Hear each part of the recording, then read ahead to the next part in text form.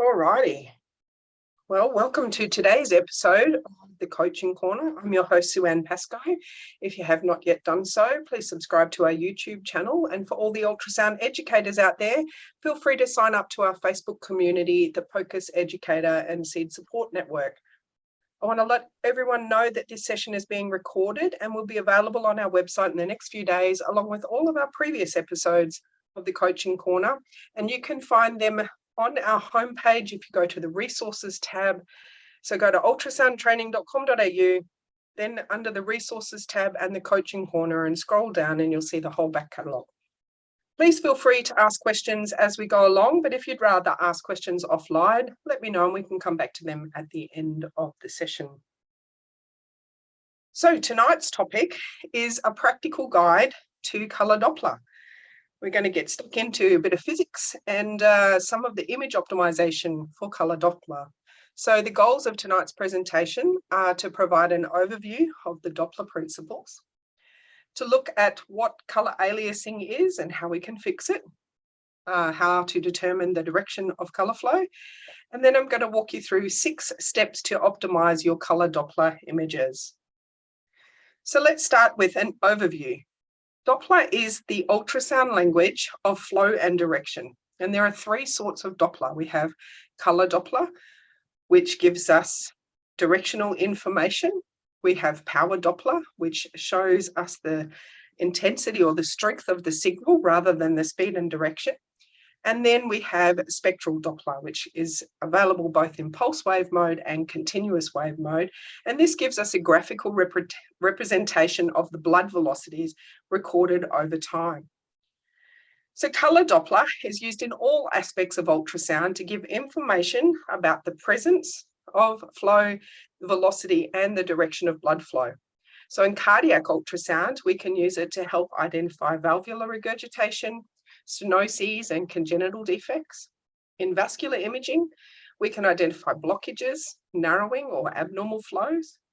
In obstetric imaging, we use colour Doppler to help monitor the fetal well-being and help us find the umbilical artery and middle cerebral artery, among others, to help us assess fetal well-being.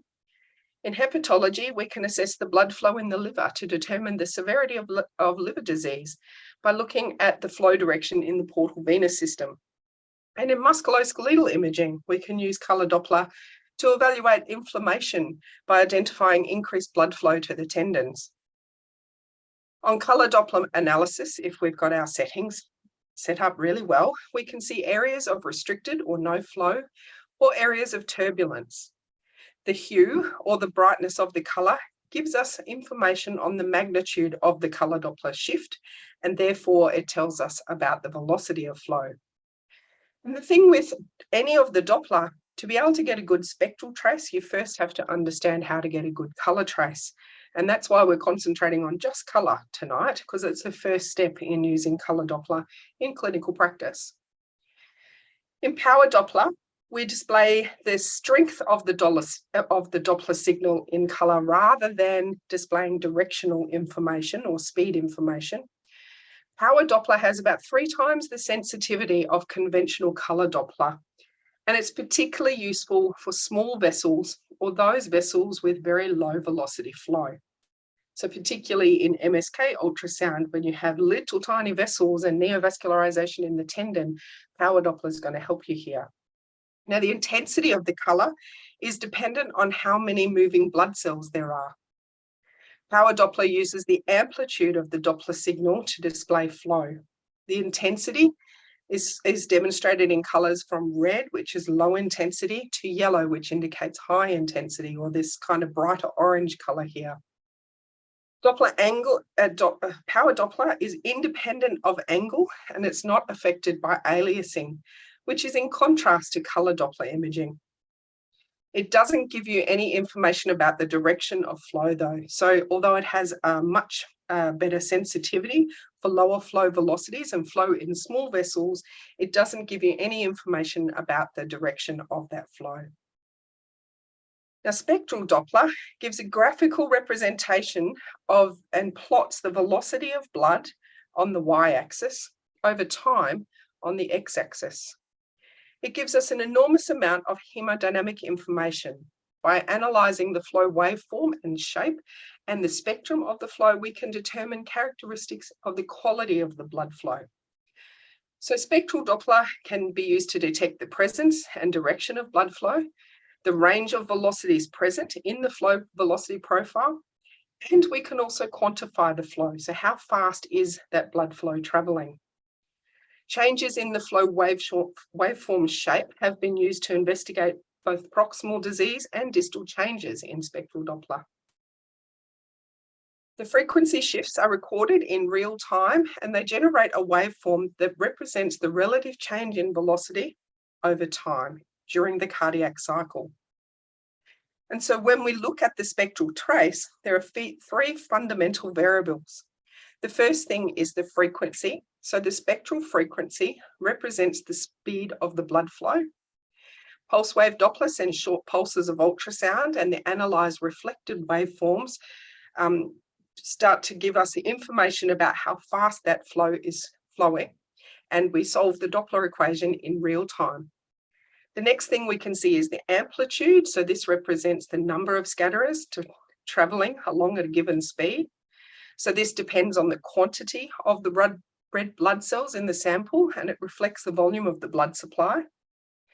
And the last thing is the time. So we can look at the time over which the frequency and amplitude vary. So let's just refresh some of those basic Doppler principles. The Doppler effect, or the Doppler shift, is the change in frequency of a sound wave relative to a stationary observer. The most common example that you'll know of the Doppler effect in motion is when you hear a siren going past you, and it changes in tone or pitch as it moves past you.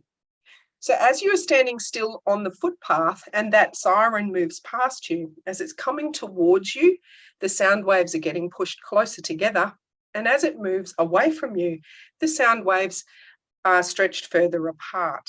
So the returning signal, or the noise that we hear on the way towards us, is a higher frequency, and on the way away from us is a lower frequency.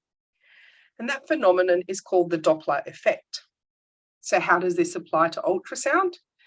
In ultrasound, the probe is both the source of the sound waves and the observer of the sound waves. And the moving part of the equation are the red blood cells in the vessel.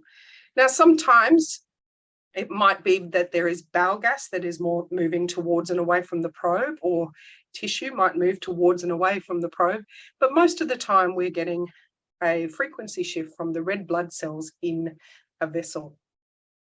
If the blood is moving towards the probe, the reflected sound waves are increased in frequency. So we know how much we sent, or what our transmit frequency was. If the frequency that is reflected back is higher than our transmit frequency, the probe knows that those blood cells are coming towards it. And if the frequency that is reflected from the blood cells is of a lower frequency than what we transmitted, the probe knows that the blood cells are moving away from it. And there are 5 basic elements to the Doppler equation. You don't have to remember this. The most important part of this, that in the whole equation here, you've got the cos of theta. And the important part of this is when the theta, or the angle of inclination, is exactly at 90 degrees, then this whole equation solves for 0, because the cos of 90 degrees is 0. And the beautiful thing about this equation, the machine does all the hard work for us. But if we know 4 of these variables, we can calculate for the 5th. And so most of the time we know what the transmit and receive frequency is. We know that the speed of sound in tissue is assumed to be 1540 meters per second.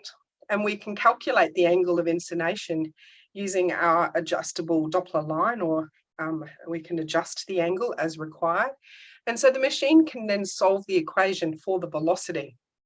Now in color Doppler, it will display the color shift, or the frequency shift, in colors. And in spectral Doppler, it represents that frequency shift in real time. And there are 3 things that can affect the Doppler shift. First thing is the probe frequency. So the higher the frequency, the high frequency probes generate a greater Doppler shift. So probe selection is always a balance of between choosing the right frequency to get enough penetration, but also choosing a high enough frequency to increase our sensitivity to flow. The next thing that affects the Doppler shift is the velocity of the blood flow. So the higher velocity of blood gives us a greater Doppler shift.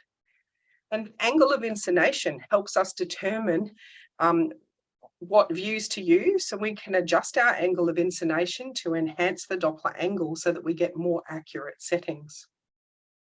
And so one of the things we can do with color Doppler is determine the direction of flow. So how does the machine do that? As I mentioned before, we know what the transmit frequency is. And so if the blood cell, or in this case, the car, is coming towards us, the reflected signal is a higher frequency. And so the machine knows that they are blood cells coming towards the probe. And if the frequency reflected is a lower frequency, then the machine knows that they're blood cells moving away from the probe. So here's an example of an umbilical artery, and flow is moving, in this case, from bottom left, across the hill and over down the hill on towards the bottom right of the screen. Now the blood doesn't change direction in the meantime. What it does do is that in this part of the, just getting my pointer up here, in this part of the vessel, the flow is moving towards the probe. Then we're at 90 degrees, and over here it's still flowing in the same direction, but now it's moving away from the probe.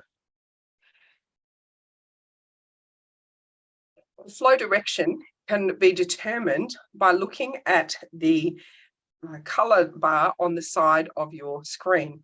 And so we can see on the side of the screen this little indicator which has got the velocity of blood flow and a red and blue color bar to indicate which direction the blood is flowing.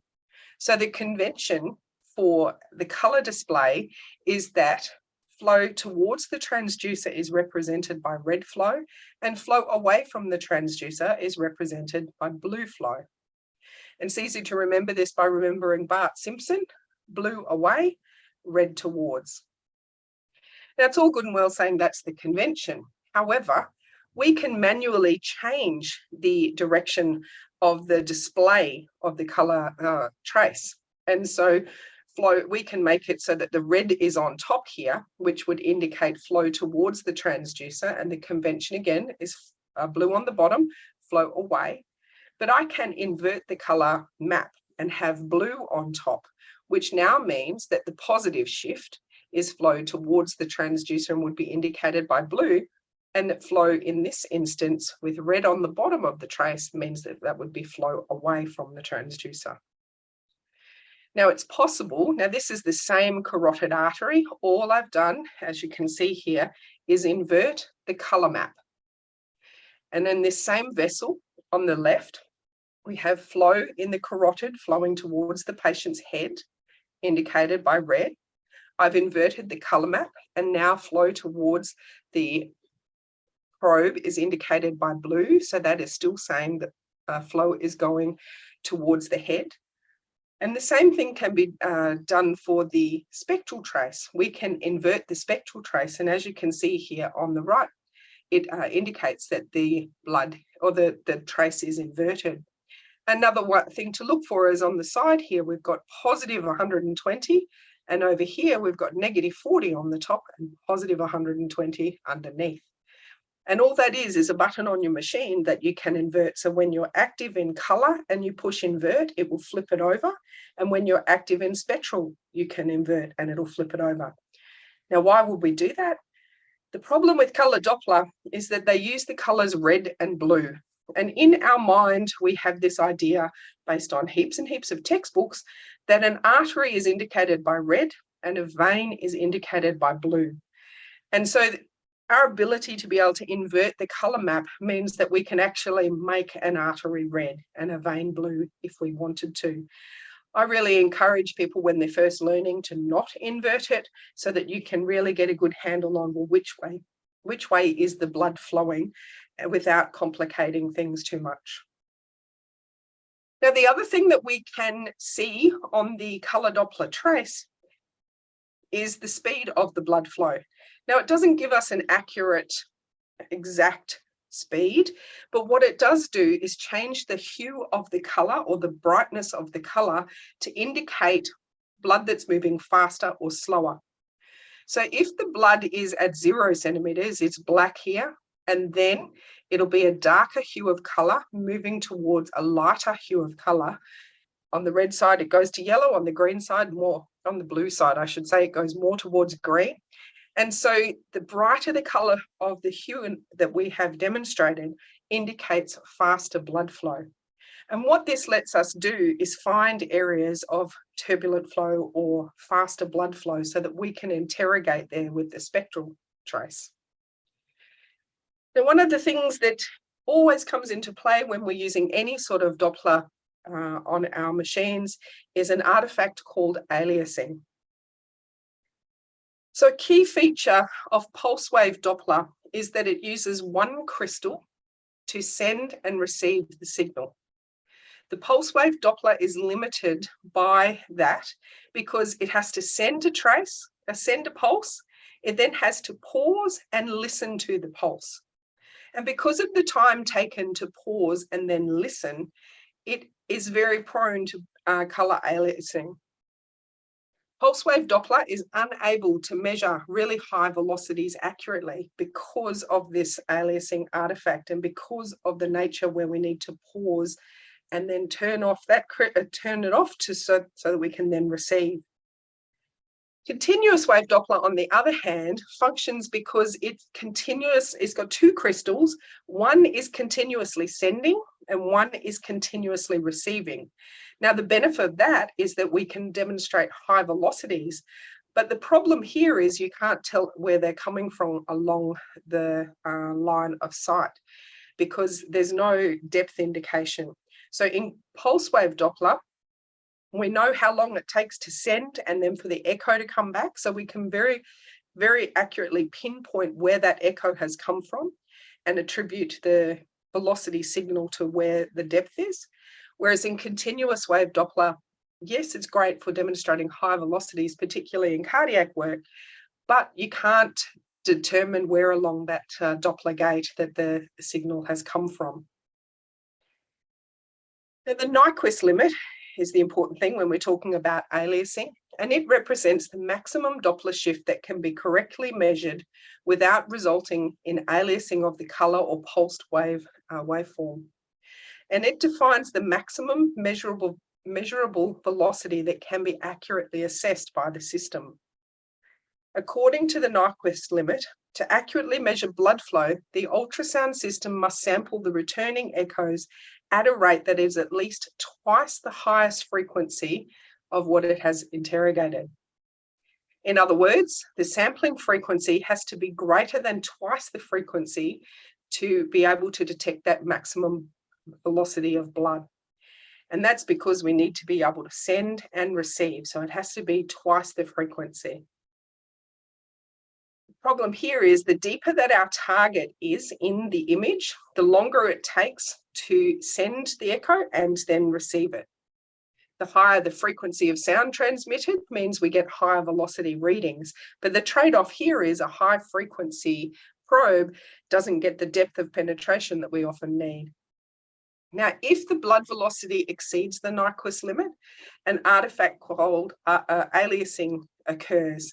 And this is when the true frequency of the signal is misrepresented in the sampled data. On pulse wave Doppler, it manifests as an incorrect assessment of the blood flow direction and of the velocity. And so the displayed blood flow appears to be in a reverse direction or to have lower velocities than the actual values. So essentially what happens when the blood is flowing faster than this, it uses the forward channel here, and then it wraps around and uses some of the reverse channel to demonstrate the blood flow. And on the spectral trace, again, you can see that there's forward blood flow and it's reached the limit. And so then it wraps around and demonstrates the rest of it in the negative channel. To explain it better, we can look at a simple example such as a ceiling fan or a wagon wheel. Our eye samples at 25 frames per second. And so that represents the Nyquist limit, if you like.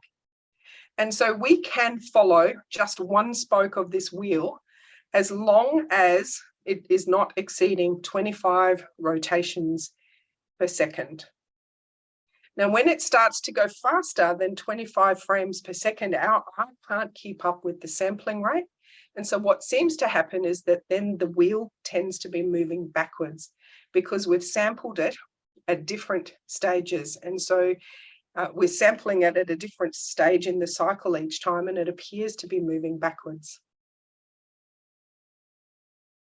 And this ambiguity occurs when we're unable to sample the data frequently enough. So if we look here, if the real frequency is actually represented by the light grey line here, and if our sampling is happening on the vertical lines, in this instance, the real frequency is much faster than what our sampling frequency is.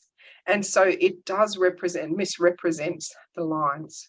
Whereas if we have higher frequency sampling, then we get more accurate representation of where the actual waveform is.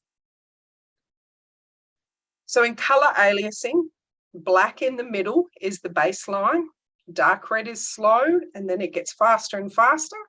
And then we get wraparound of the trace, and we get dark blue, light blue showing to represent those higher frequencies. So when red's on top or flow towards the transducer indicated by red flow, it looks a little bit green.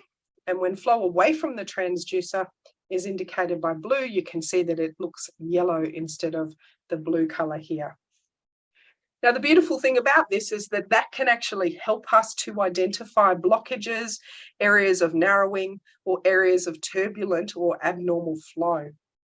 And so when there's a high velocity, that color Doppler cues us in to look right there, and that's where we should do our spectral trace. And so in pulse wave Doppler, we looked at this before. You can see here the sample is aliased, and we have wrapping around of the signal and demonstration of that peak velocity flow in the negative channel. Now, there's a couple of things that you can do here. You can change the scale here, and we can lower the baseline so that we can give ourselves more room in the forward channel to help us avoid aliasing. So now let's walk through the 6 steps that I reckon you need to take to optimize the color image. Now, the first step, you cannot get a good color Doppler trace or a good spectral trace if you've got a rubbish B mode image. So you do need to optimize your B mode image, frequency, depth, focus, gain, and your positioning so that everything is looking as good as it can in B mode before you turn on the color. Now, the next step that I suggest is to create an angle with the anatomy that we are looking at. So in this carotid here, when it's sitting here horizontal, if I apply color Doppler to that, my sound is hitting the vessel at 90 degrees. Now, that's perfect when we're looking at B mode imaging, because that's where we get the best specular reflection from. But when we're looking to use color Doppler and spectral Doppler, we need to adjust the angle and rock the probe a little to create a bit of an angle with the vessel so that we can get some color flow happening. So why is that important? Let's go back to this Doppler equation in a different form. We've solved it now for the velocity. And again, the cos of theta here, if you've got 90-degree angle of inclination, it's great for B mode imaging, but when we put the color Doppler on, the cos of 90 degrees is actually 0. And so when we hit our target at 90 degrees, this Doppler equation solves for 0, and there is no flow demonstrated. Now, in cardiac, it's possible, the ideal situation is to be running parallel with the flow, and that means we get the maximum Doppler shift. And so the cos of 0 degrees is actually 1. So that gives us the truest and most accurate representation. That works in cardiac when we're looking at the valves. We can get a 0-degree angle. And the other place we can commonly get that is when we're looking at the blood flow in the umbilical artery, because it does little curves and loops. And so we can get a 0-degree angle. But a lot of the time when we're looking at vessels, we are perpendicular to them. And so whichever way we get it, if we are perpendicular to the vessel or we adjust our angle to line up with the vessel, if we are perpendicular, the cos of 90 is 0, and so the velocity will solve for 0, and you'll get no blood flow right at this 90 degrees. Now on this image here, as the beam diverges, we create a little bit of an angle over here, and so that lets us show the color flow. Now, one of the ways you can create an angle is to change your probe position. So if we're perpendicular to the vessel, we can either dig in the non-probe marker end or dig in the probe marker end, which is illustrated here, just to create a little bit of angle.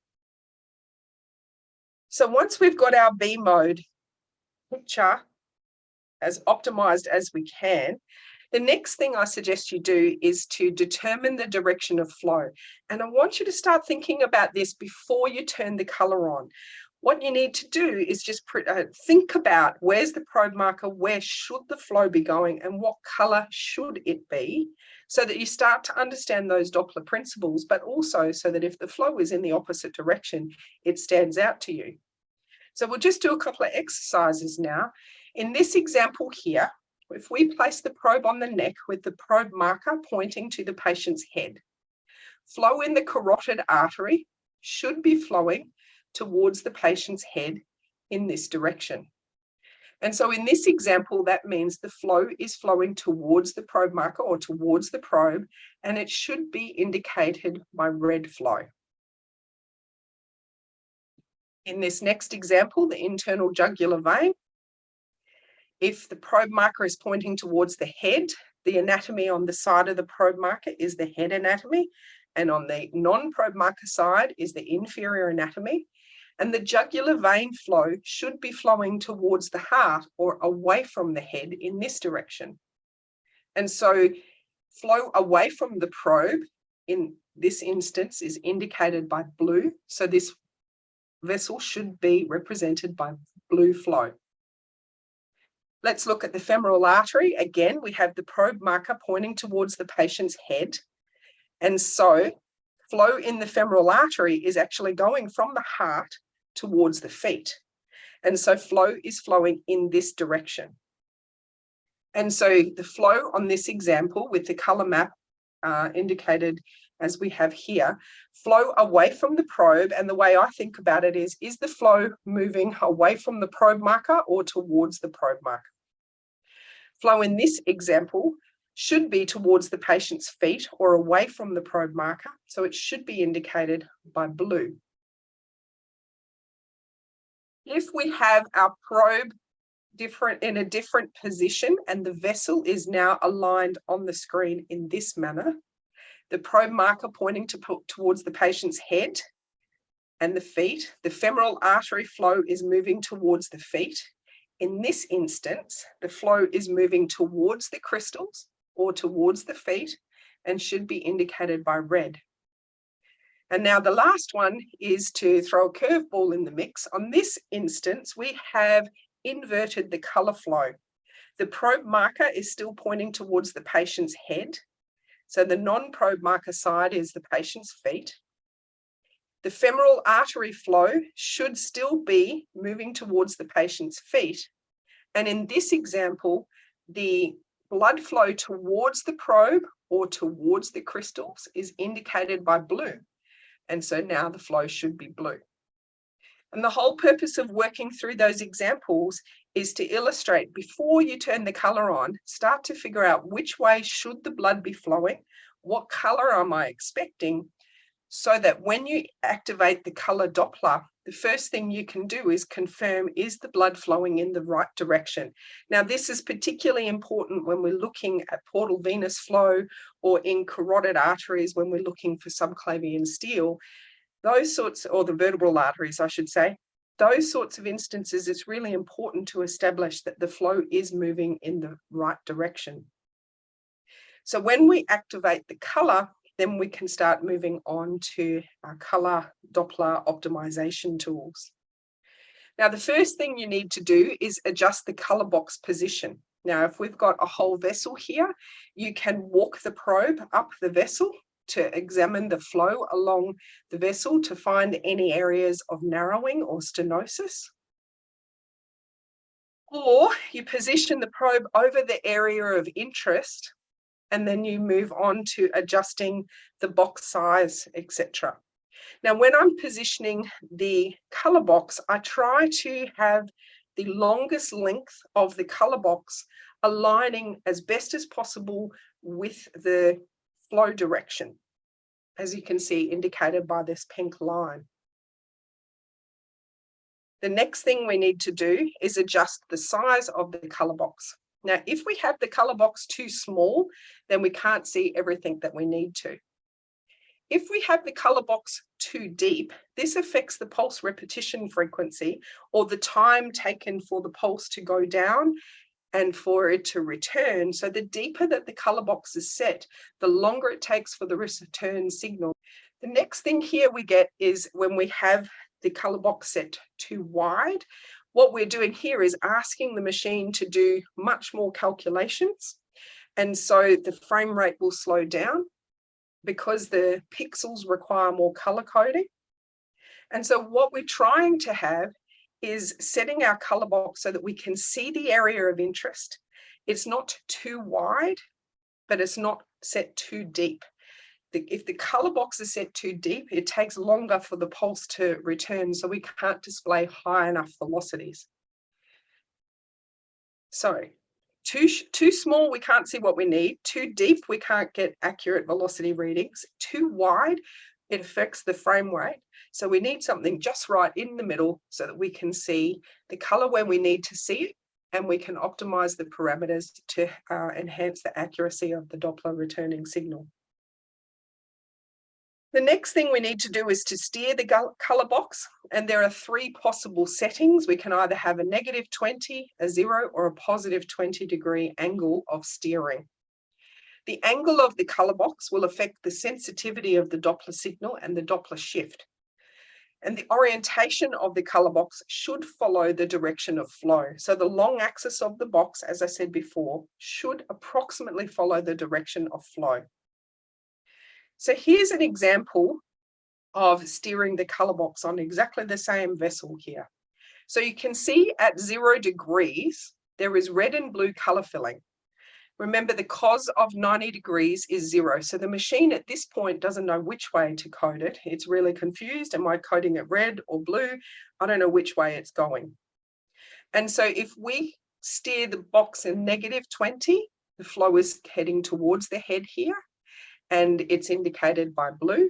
And if we steer the box in the opposite direction, +20, the flow is still coming this way. It's indicated by red, or towards the probe. Here's three different vessel orientations and flow orientations, and you need to adjust the color box as you're moving along this vessel to achieve the best results. So there are three ways to create a Doppler angle. You can either position your probe by digging in or rocking your probe to create an angle with the vessel. You can steer the beam, or you can do a combination of both. So in this case, we've dug our probe in a little to create an angle with the vessel, and we've also steered the beam so that we try to get our color Doppler box, or the diagonal line here, try to get it almost parallel with the direction of flow. Here's another example. So no steering, no probe positioning. We're at 90 degrees. Here we've done just color steering, so we get much better color flow. And here we are steering the color box and adjusting the probe position. So this is the best possible scenario, and we get really nice, even blood flow through this vessel. The next thing that I do is optimize the color filling of the vessel, and there are two different controls here. The first one is color gain. So if our color gain is set too low, we won't see any filling of the vessel. As we wind the color up, we should see the filling of the vessel going towards, if this vessel is not diseased, the color should fill all the way to the edges of the vessel, and it should be all a uniform color. And here we've got our color gain set too high, and so we're getting a flash artifact. So to set the color gain, what I do is I optimize all my other parameters, get my B mode positioning right. I've steered the color box. Then I wind the gain up as far as I can until I get the flash artifact. And then what we do is just back the gain off a little bit at a time until that flash artifact just disappears. And so what that lets us do is optimize the gain for the vessel that we're looking at. If you're struggling to identify the vessel, it might be because your color gain settings are set incorrectly. Now, the flash artifact can happen when we have the gain settings too high, but it also can happen if you've got a little bit of movement on your probe. So a classic example of the carotid is when your patient talks, you'll get a bit of a flash artifact, and that's because there's movement of all the tissues within that sampling area. And the last step to optimize the color filling is to optimize the scale. And typically here, the bigger the vessel, the more blood flow there is, or the higher frequency of blood flow. And as your vessels get smaller, then the color scale should come down. So essentially, very big vessels have high numbers, and small vessels typically have lower numbers. To optimize the color scale, we need to set the display to the highest velocity or spectral trace, or the highest Doppler frequency shift, so that there is color filling all the way to the edge of the vessel. And you want all the same color without any aliasing of the signal. So we can see here, the color filling is all the way to the edges, and we have a uniform color representation through the vessel here. Now, there are reasons for why that color mightn't be uniform, like if there is a stenosis or if there's turbulent flow, aliasing or lots of multicolors can show us those areas of turbulent flow.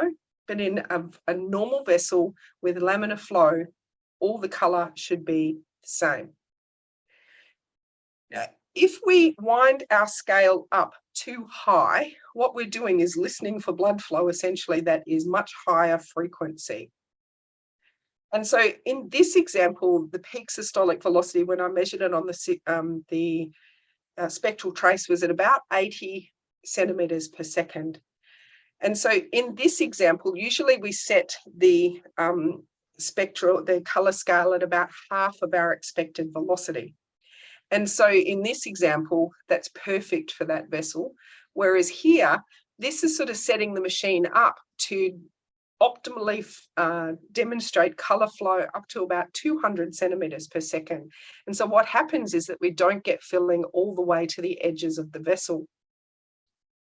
When I've turned the color scale down to 9.8, now the actual velocities here exceed the sampling rate. And so we get the color wrapping around and using the reverse channel to demonstrate those colors. And here again, it's at 21 centimeters per second. So there's still a little bit of aliasing here.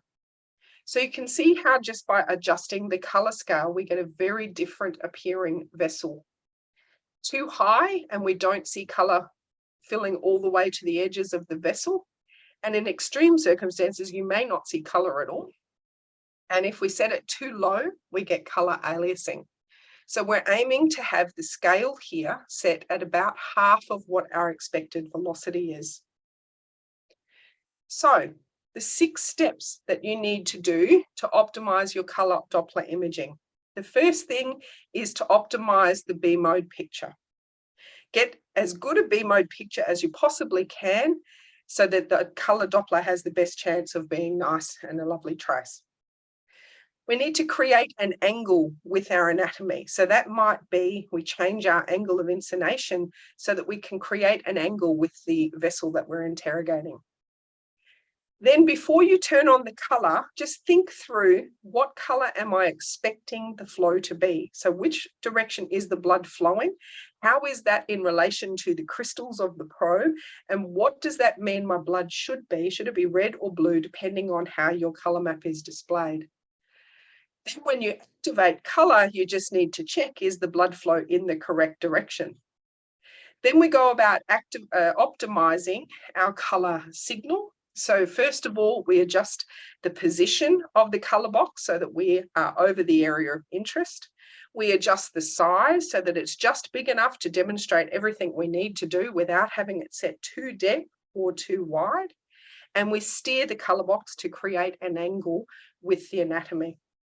And the last thing we need to do is to optimize the color filling. And the first step here is to adjust the gain. So you wind it all the way up until it just flashes at you, and then back it off until that flash artifact just disappears. And then adjust your scale so that the blood flow is all the same velocity and all the same hue of color, unless there are areas of turbulence or stenosis, in which case then you're accurately demonstrating the aliasing. So that's all I've got for you for today's episode. If you found this episode useful or helpful in any way, feel free to refer your friends and colleagues to the resources section on our webpage at ultrasoundtraining.com.au. Or you can subscribe to our YouTube channel, where there are several other episodes on all sorts of things ultrasound. And so now I get to throw it over to you in the audience to see if any of you have any questions.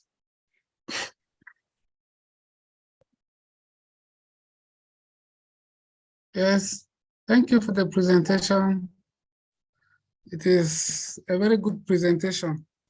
So I think where we often get difficulties is if you have not gotten a good beam mode image. But I have one concern. What is the physics behind a renal stone and also air bubble? There's an air tissue boundary.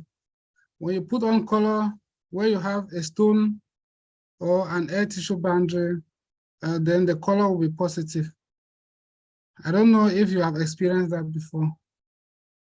Look, I know in looking at renal stones, yes, and I've had mixed success with this. Some people swear by it, but I myself don't understand the mechanism, but on renal stones, we look for the twinkle artifact. And so you just get a little Doppler trace there.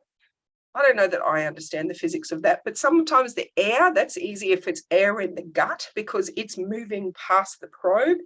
If we put it on the lung, for example, and as you're breathing, the air is moving past the probe, so it creates movement. But I've never understood, and if anyone in the audience does, feel free to help me as well. I've never understood why it works so that you get that twinkle artifact on the kidneys. On kidney stones, I should say. Well, that was a concern that I have. I don't also understand the mechanism, and I've seen that in several instances. It's the mechanism of twinkle artifact, and the other one is Z lines in the lung. I don't understand the mechanism of that either. And I've asked the physics guys that, and they haven't been able to tell me. Anyway, if anyone's got any ideas, feel free to get in touch. Are there any other questions? All right. Well, there's a question in the chat box here. Someone's asking when they can watch the lecture again. It depends how busy we get on the weekend, but usually we have it up on our website within the week. So feel free to head to the resources page under the coaching corner, and it should be up there then. Does anyone have any other questions? All righty. Well, thank you all for joining me tonight. It's good to see some familiar faces back again and to welcome some new faces. I hope I do get to see you again in the future. And that's all from me. Have a good evening, folks.